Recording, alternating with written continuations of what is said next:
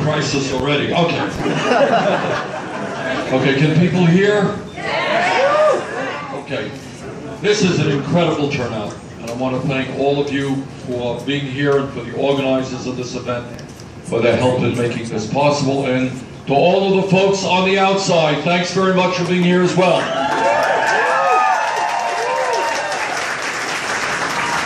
Let me begin by just telling you a little bit about what's been going on in the last week. About a week ago, we had, well, less than that, my goodness, it was Tuesday. In my hometown of Burlington, Vermont, on Lake Champlain, we had over 5,000 people coming out to formally kick off the campaign. And then we went to 3 events in New Hampshire in which there were overflow crowds, and in Portsmouth we had about 700 people out. And then we came to Iowa. Unbelievable. In Davenport we had, I don't know, what was 700 or 800 people out. And this morning we were in Iowa City. I mean, the place was mobbed. And look at what's going on here. So thank you very much all for being here. All right, what I want to do is do what a lot of politicians don't do and what the media doesn't do, and that is actually talk about the real issues impacting people's lives. How's that? I know that that's a radical idea, but that's what we're going to do. And then, as best we can, we're going to try to do some questions and answers after I'm finished. But I think the first point that I want to make, I'm going to start off by telling you, but I think in your heart of hearts, many of you know, but I think there are very few elected officials who will tell you this. And here's the simple truth. We need a political revolution in this country. Now, what do I mean by that? What do I mean by that? What I mean by that is we can have the best president possible in the White House, but that president cannot accomplish anything unless there is a mass movement of people who stand up loudly and clearly in support of that president and say enough is enough. The billionaires who own this country cannot have it all.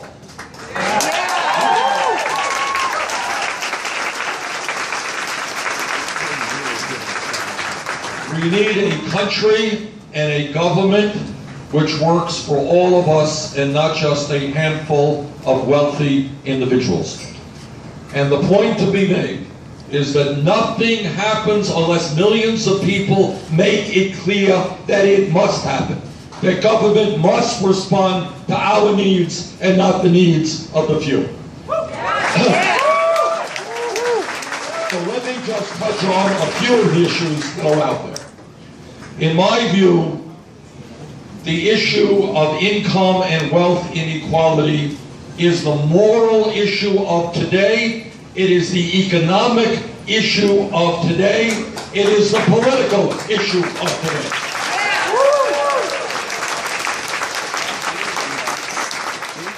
We are living in a nation which has more income and wealth inequality than any other major industrialized nation on earth, that has more income and wealth inequality than any time since 1929, just before the Great Depression.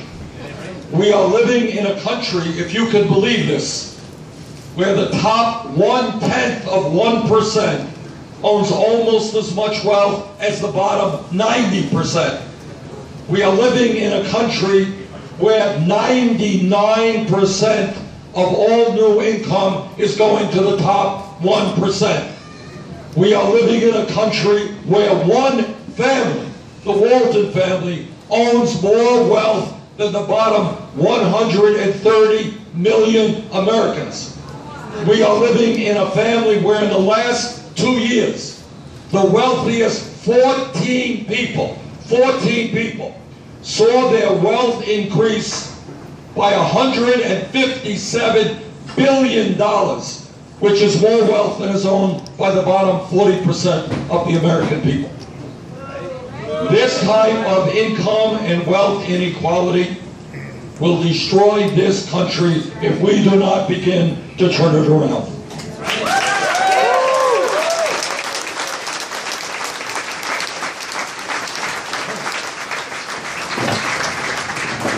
But it's not only income and wealth inequality, it is the state of the economy in terms of what's happening to ordinary people. And here's the truth, and many of you know this, that for the last 40 years in this country, not the last 7 years, the last 40 years, we have seen a middle class in this country, which was once the envy of the world.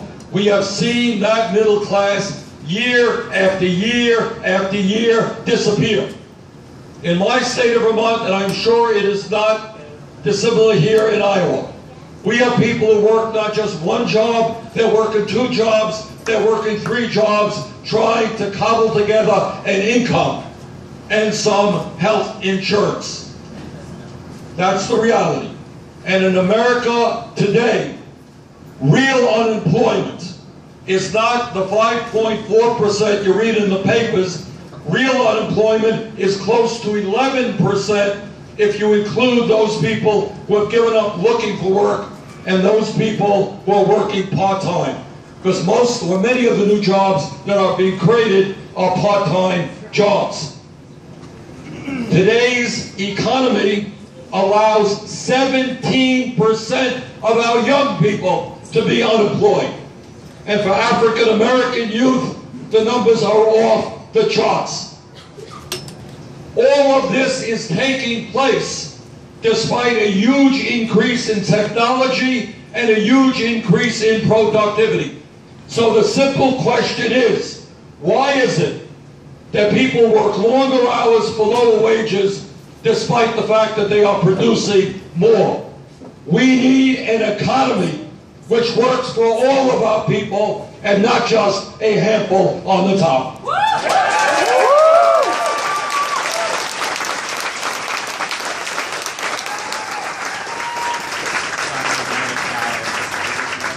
Income and wealth inequality is an evil unto itself, but it spills over to another enormous issue.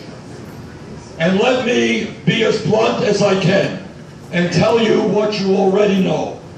As a result of the disastrous Supreme Court decision on Citizens United, the American political system has been totally corrupted.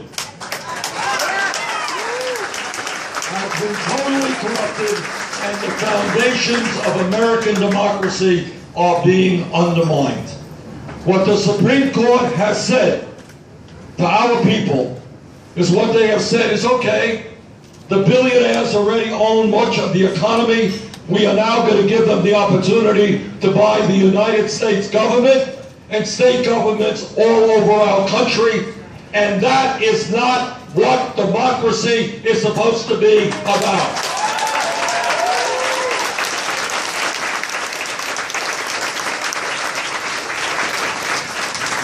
There are media reports out there, which say that the Koch brothers alone, just one family, in this campaign cycle will spend more money than either the Democratic or Republican parties.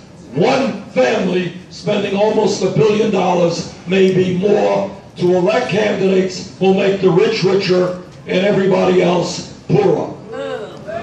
Brothers and sisters, this is not democracy. This is a movement toward oligarchy.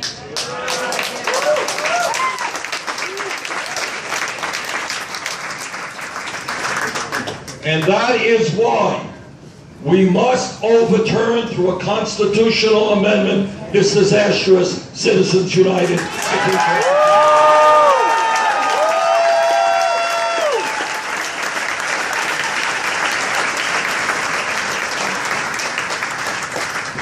And in years to come, we have got to move this country to public funding of elections So people can run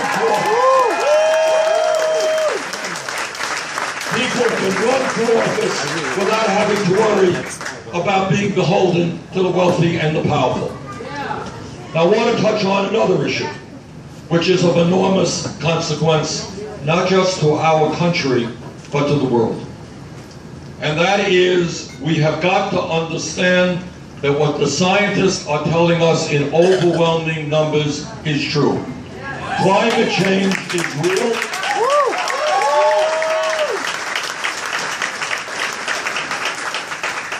Climate change is caused by human activity. Climate change is tragically already causing very serious problems, as you all know, in our country and around the world. And what the scientists are telling us is that we have a short window of opportunity to transform our energy system. And if we are not successful in doing that, the planet, in many ways, that we are going to be leaving our kids and our grandchildren will become increasingly uninhabitable. And that means more drought, more flooding, more extreme weather disturbances, more acidification of the ocean and all that that means to mammal life. It will mean more famine in those countries where people cannot grow the food that they need. And it will mean more disease and human suffering. We have the moral responsibilities as keepers of this planet to make sure that we do not destroy it for our kids and our grandchildren.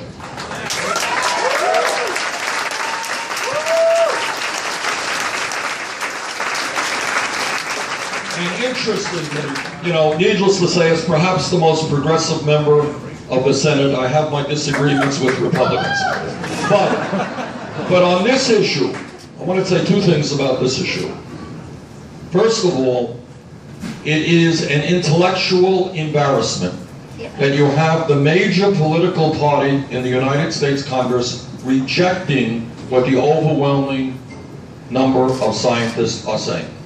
You cannot run a government, you cannot run a country, you cannot do serious public policy if it's not based on the foundations of science.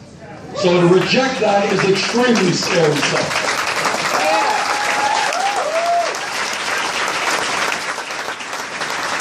And the second point that I would make is, and I know, virtually all of the Republicans here, if you think that this is just that they're not smart enough to understand science, you would be mistaken. This gets back to the issue we talked about a moment ago about money in politics. The Koch brothers, ExxonMobil, and all of these big energy companies, they are making billions in the fossil fuel energy business right now. And it seems to me it's hard to understand, and I really don't, because I'm sure all these executives have kids and they have grandchildren. But apparently they are more concerned about their short-term profits today than they are about the planet they're going to leave their grandchildren. So this is where money and politics intertwines.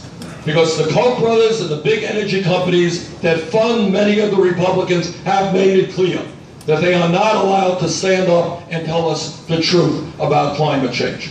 And that is another reason why we have to end this tyranny of money in the political process.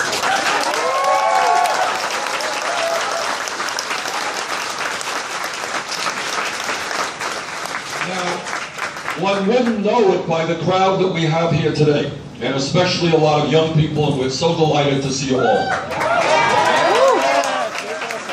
But throughout this country, what a very serious problem is that there's a lot of demoralization, right, with regard to the political process. A lot of people are throwing up their hands and giving up in despair. But we cannot allow that to happen. Despair is not an option. That is exactly what these guys want us to feel, what they want us to say, what they are saying in so many words. You really think you can make a difference in changing this country? You can't. We've got all the money, we've got all the power, you can vote or you don't vote, it doesn't matter. We will continue to control this country. And what this meeting is about, when we talk about a political revolution, we say the very opposite. And that is that we say this country belongs to all of us, not just to you. And you know what? We are going to change this country.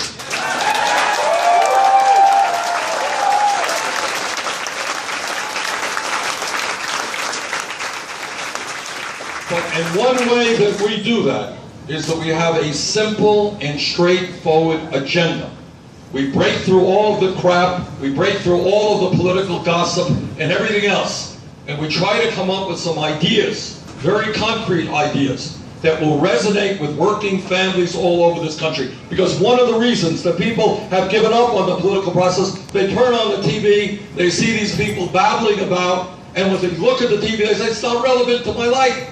I can't afford childcare, my kid can't go to college, I don't have any health care. What are these people talking about?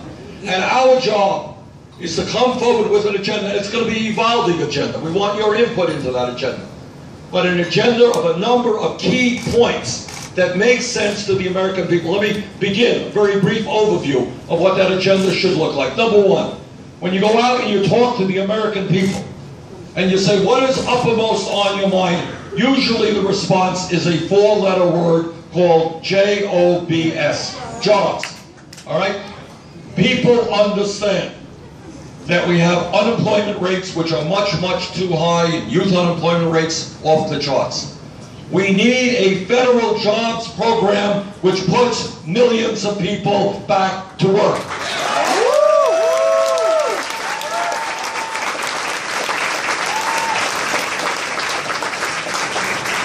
All of you understand, it's true in Vermont, I know it's true in Iowa, and it's true all over this country, that we have an infrastructure, roads, bridges, water systems, wastewater plants, levees, dams, airports, a rail system falling further and further behind the rest of the world. Our infrastructure is collapsing. We need to rebuild it, and we can create millions of jobs doing that.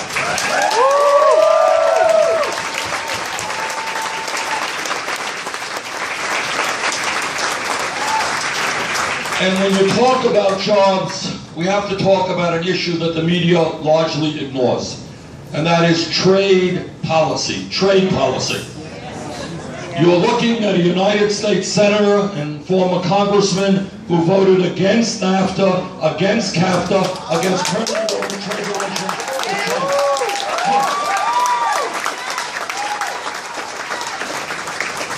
And is currently leading the opposition to the Trans-Pacific Partnership.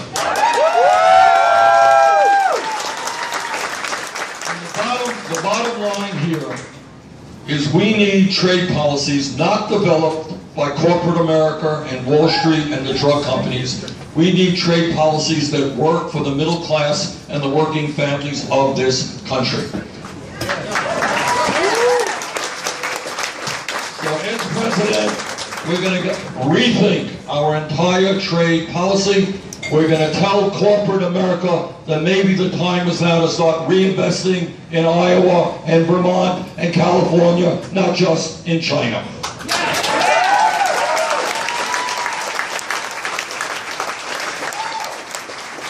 Now, when you talk about wealth and power and recklessness and greed and dishonesty, those are just other words for Wall Street.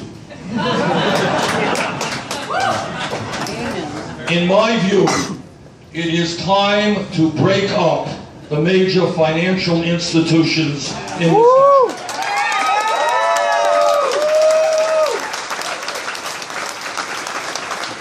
We have 6 financial institutions, most of them larger today than they were before we bailed them out, who have assets equivalent to some 60% of the GDP of the United States of America. They issue most of the credit cards and a lot of the mortgages that we have. They have shown themselves to have a business model which is based on fraud. Every week, with very weak regulation. It's not that we have a regulatory system which is really watching these guys closely. But they are so outrageous here in America and around the world that every other week you're seeing articles about a $5 billion fine here for this or a $1 billion fine here for that. So in my view, we need a financial system in which money goes into the productive economy, into those businesses which are actually producing something and creating jobs, rather than the gambling casino that is Wall Street.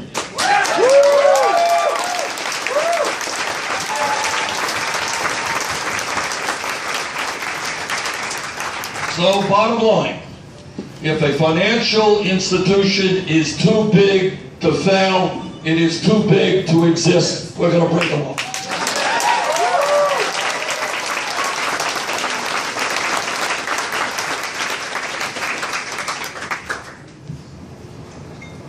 Some of you may know, and some of you may not know, that shamefully the United States of America is the only major country on earth that does not guarantee health care to all people as a right. And that's a shame we have got to end.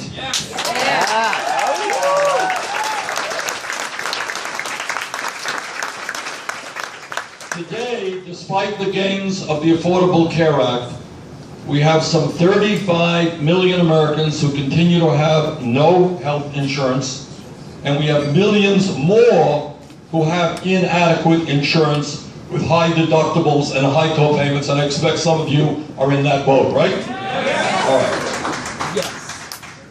Furthermore, our healthcare results are not particularly good compared to other countries.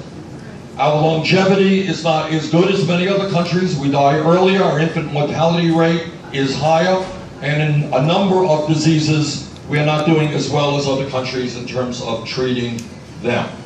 So what we have got to do, and again, this is not quite a new idea because it exists all over the world, is what we have got to say are two fundamental things, two major points. Number one, in the United States of America, if you're rich, you're poor, you're black, you're white, you're old, you're young, healthcare is a right for all people.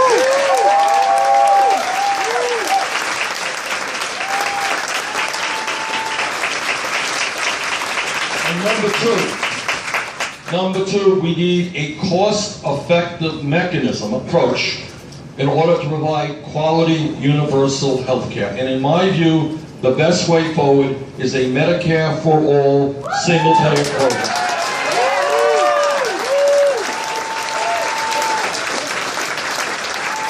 And what that will mean, I want you to appreciate, sometimes we don't fully appreciate what public policy is about, what, say, Social Security or Medicare mean to people. But I want you all to think what a universal health care system will mean in this country. It means that if you get ill, you can go to the doctor and not worry about a deductible or a copayment. It will mean that if you're in a job today that you don't like, but you're in that job because you're getting decent health care, you don't have to stay in that job. And I remember, there are a million of these stories. Just one pops into my mind. A couple of years ago I read there was a guy, I don't know how old he is, older than one would think, who decided to re-enter the military. I guess he had been in the military. Why did he re-enter the military? Because his wife had breast cancer, and that was the only way that he could find employment that would pay for her health care. That's a little bit absurd in the United States of America, okay? Now there's another issue I want to touch on, which is needlessly, I think, an important issue here in Ames, Iowa. And here's the story. We all know that we live in a very competitive global economy. And we all know that if our country is going to create the kinds of jobs and have the quality of life we want, we need to have the best educated workforce in the world. Everybody understands this. And yet today, in this great country, we have hundreds of thousands of bright, qualified, young people who want to go to college, who want to get a higher education, but can't get that education because their family doesn't have enough money to pay for it. What kind of insanity is that? What that means is we are denying a ladder to the middle class, to millions and millions of people, but even worse, we are slowing down what this country can and should become. We are saying to all of these young people, we don't want your intellectual energy, your capabilities. We don't want you to get the education you can get in order to become doctors and scientists and engineers and teachers. And to all of the things that our country needs, we're pushing you aside. We want to encourage people to get the best education possible, not discourage them.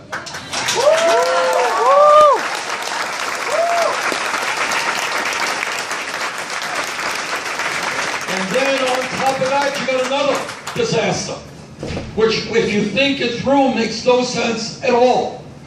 We have millions and millions of people, not just young people, but middle-aged people, who did go to college and came out of school hugely in debt. And they have this debt of $50,000 or $100,000 or more around their necks year after year, decade after decade. There are people who are out of school 20 years. They're paying 8–9% interest rates on their debt. This makes no sense at all.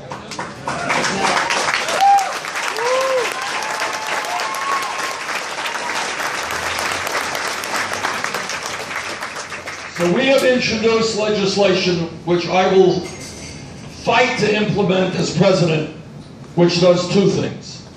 First of all, it says that in the United States of America, for public colleges and public universities, tuition will be free.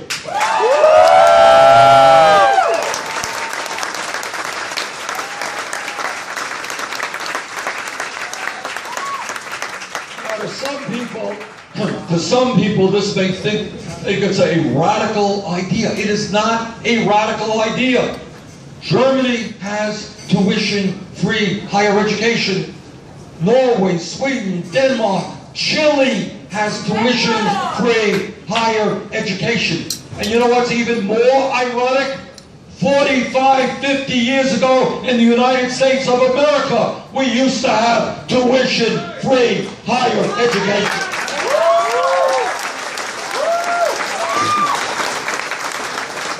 45 years ago, people could go to great public universities like the University of California or the City University of New York and public colleges all over America.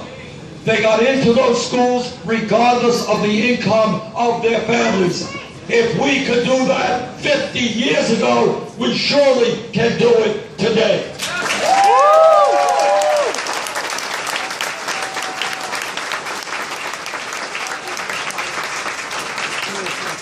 Secondly, in terms of student debt, here's the absurdity of where we are right now.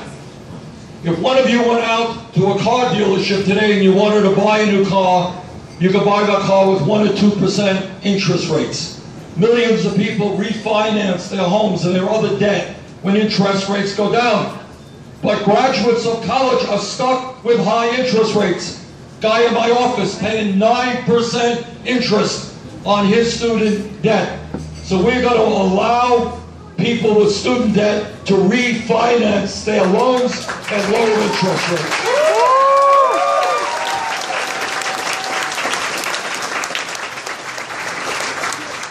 And second of all, the federal government today makes a pretty hefty profit on these student loans. Well, in my view, the government should not be making profit off of the backs of low-income and working families who are trying to send their kids to college.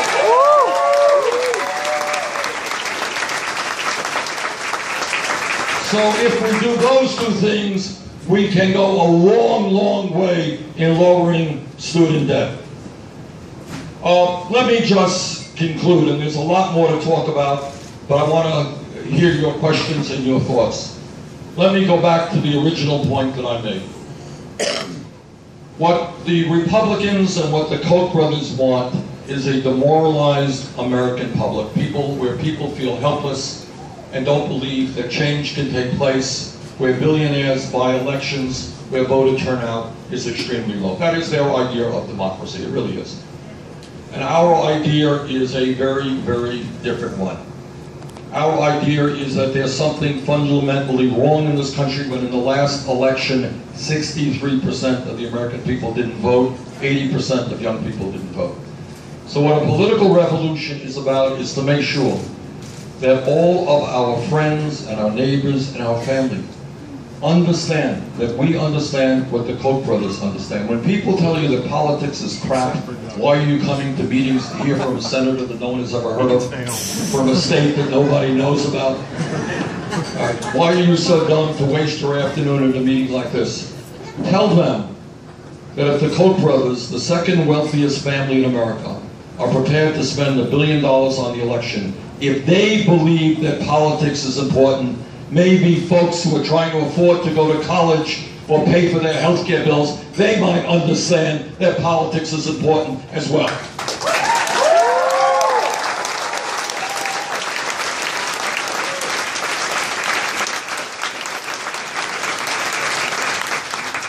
In the last number of years, a lot has happened in our country that we should be very, very proud of. And by the way, Iowa has played a disproportionately important role in some of those developments. And I'll tell you how. Everybody in this room knows that we have a very tragic history of racism in America, and we know that that still exists today. But we also know that if we were standing here 30 or 40 years ago, and somebody said, you know, I think America is becoming mature enough that we will elect an African-American president in the year 2008. If somebody said that 30 years ago, people would have said, you're crazy, that will never happen that soon. And that that guy would be reelected 4 years later with a very big vote, nobody would have believed it. But Iowa helped lead that effort, and this is what Iowa did. No secret, Iowa is largely a white state. But what you said is that we're going to look at a candidate based on his ideas and his qualities, not the color of his skin, and you made history for doing that.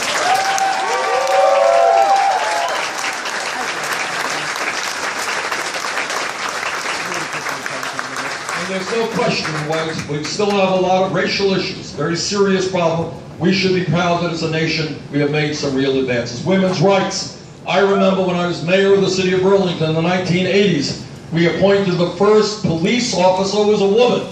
Oh, what a big deal it was. But in recent years, as a result of the struggle of millions of women and their male allies, we have knocked down barrier after barrier after barrier, and we've got to knock them all down. All down.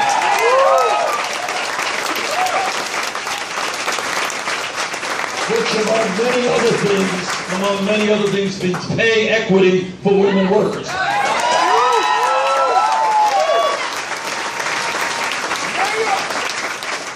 And I want you to make another point, which we now take for granted, but we shouldn't. 50 years ago in this country, 60 years ago, 100 years ago, when a couple had a baby who had a disability, you know what happened to those babies in those days? People were embarrassed, they were ashamed that they had a child who was disabled. The child would be institutionalized, nobody would know about that baby. That child would be kept out of sight. As a result of a lot of work on the part of the people in the disability community, and by the way, your former Senator Tom Harkin helped me that way.